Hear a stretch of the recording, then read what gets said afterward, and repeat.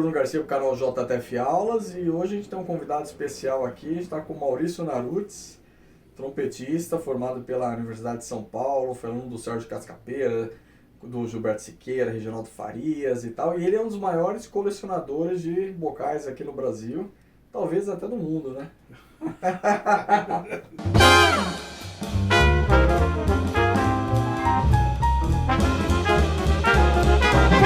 Então vamos lá, Maurício, vamos falar um pouquinho hoje sobre, primeiro se apresentar, né, quem você é, e mostrar um pouquinho dos bocais mais interessantes que você tem na sua coleção. Tudo bom, gente? Tudo legal? Então, eu acho que desse viés que eu tenho, além de trabalhar com música, né, dar aula, tocar, que é relacionado ao material, né, isso aí vem desde criança, assim, porque eu nasci e cresci na Zona Norte de São Paulo, que era um bairro que tinha as principais bandas do país, assim. Todas as escolas tinham e eram bandas bem famosas, assim.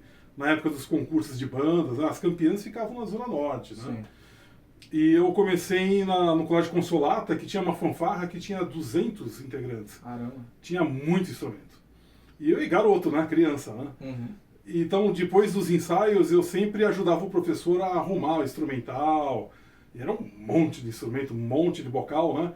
Então, desde daquele momento, eu comecei a mexer e a ver a diferença, né? E aquilo foi sempre fascinante para mim, assim, sempre muito mágico, né?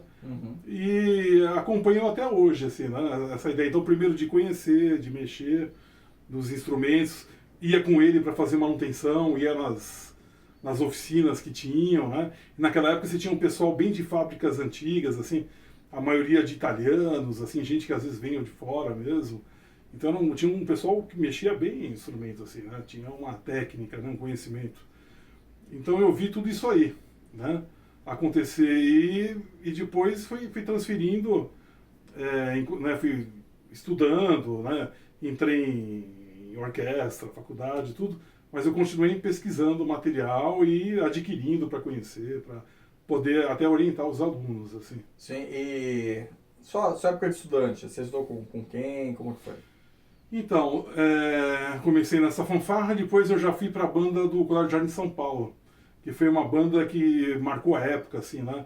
Porque talvez seja uma das bandas de colégio, uma das primeiras onde o pessoal começou a estudar mesmo, para valer. Tanto a questão da técnica quanto música.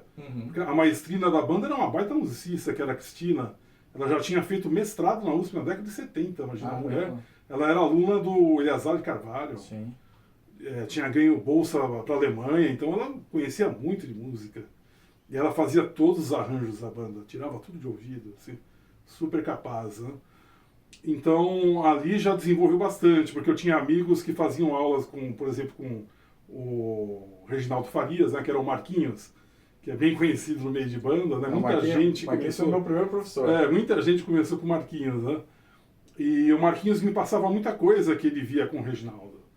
Aí depois ele me incentivou bastante para entrar na Orquestra Jovem do Estado de São Paulo, né? Na década de 80, lá que tinha o Juan como maestro, eu entrei. E aí eu comecei a ter aula também com o Reginaldo, lá no Conservatório do Brooklyn Paulista, que era uma escola muito importante na época, assim. Era um dos principais lugares de São Paulo, que você não tinha nem a ULM ainda. Só tinha escola municipal, né? Escola Municipal, Tatuí. Era bem pouco, né? E o conservatório ali era importante, que depois boa parte dos professores ali foram para a Unesp e foram para a ULM, que você tinha como coordenadora a Aida Machado. Sim. Lá e o Abel Rocha, lá no conservatório, né? Então você tinha músicos ali muito bons. De ponta, né?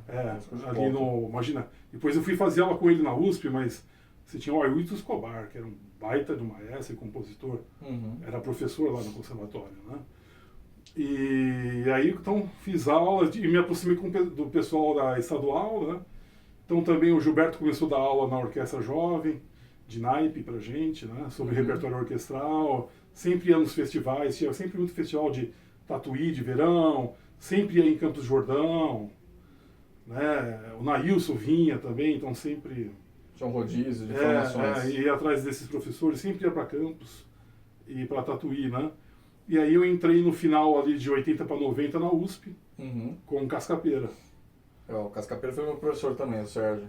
Então eu estudei bastante tempo com ele, bastante tempo. Cascapeira, ele tinha, parece que uma fórmula de bolo, né? Uma receita de bolo para estudar o instrumento, né? As coisas que ele ia colocando, encaixando.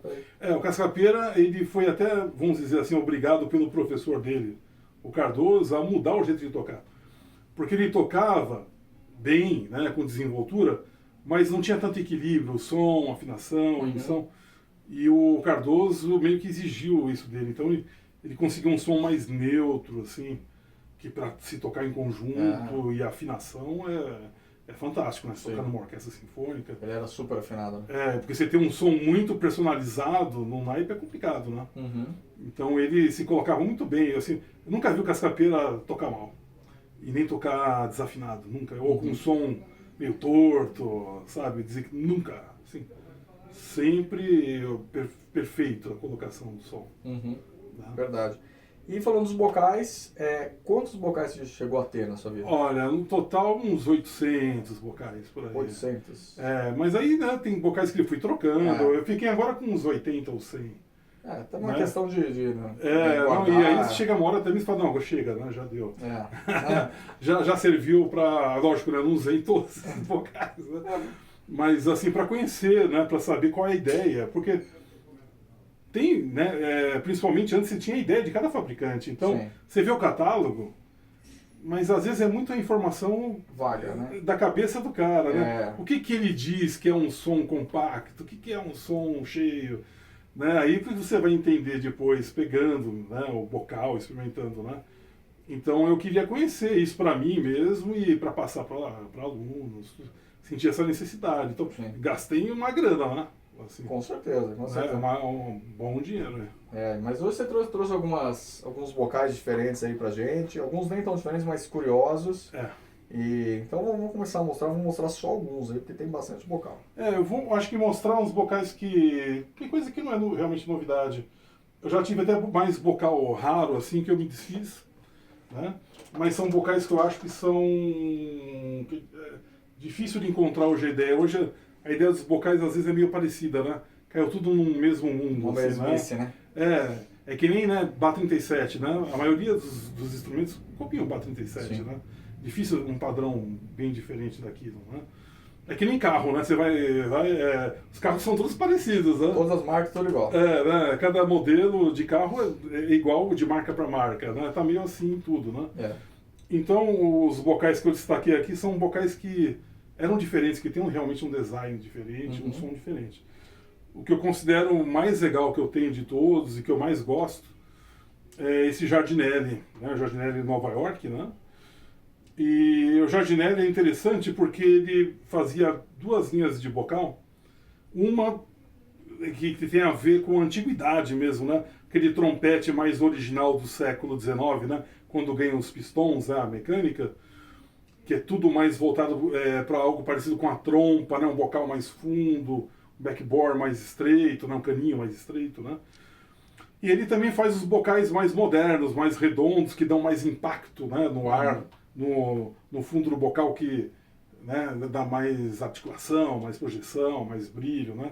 Ele tem essas duas linhas. Que é o tal do slap, né?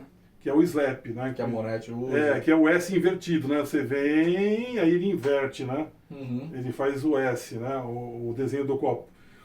Esse eu acho muito interessante, que você não vê por aí. E para mim é o bocal em formato em V mais bem feito de todos que eu já vi.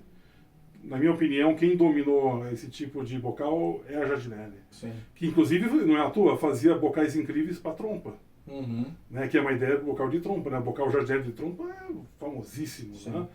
E não é à toa também que para flugel era muito... Porque o flugel também é um formato mais enviesado, né? Mais fundo.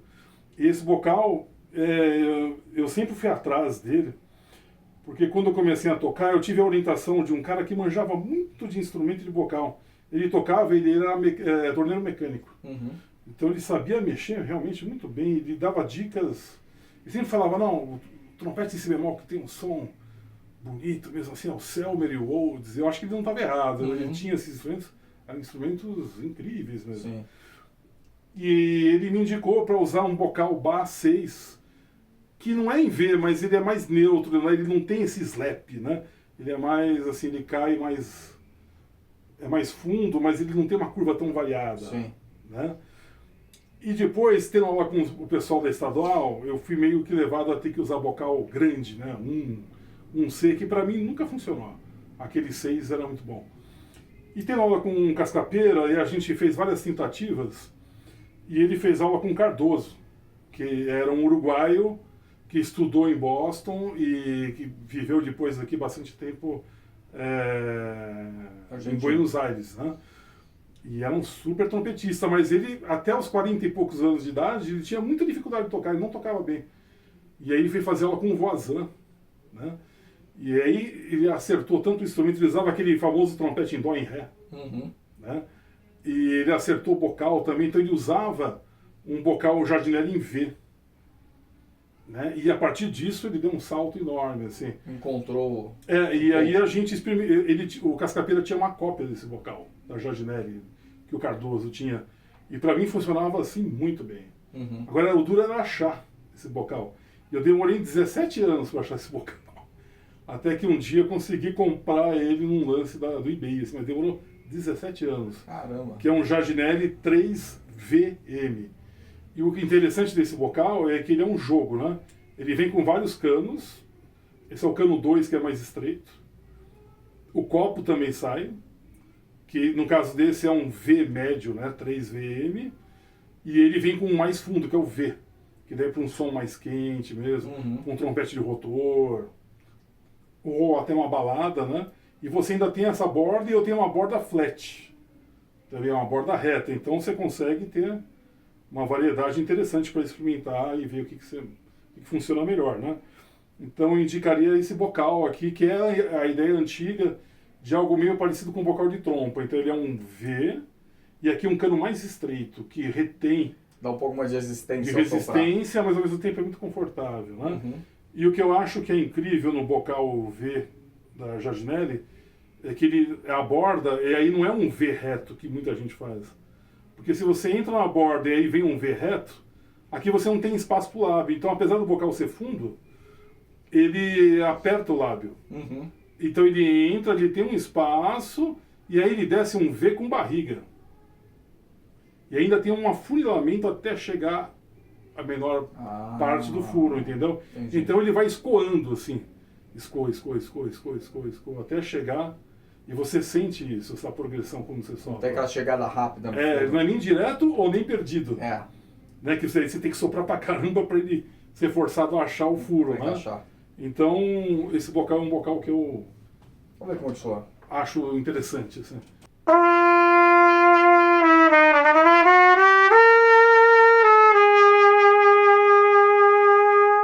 Dá pra sentir mesmo essa certa resistência que tem aqui. Que ajuda o centro e a vazão, né?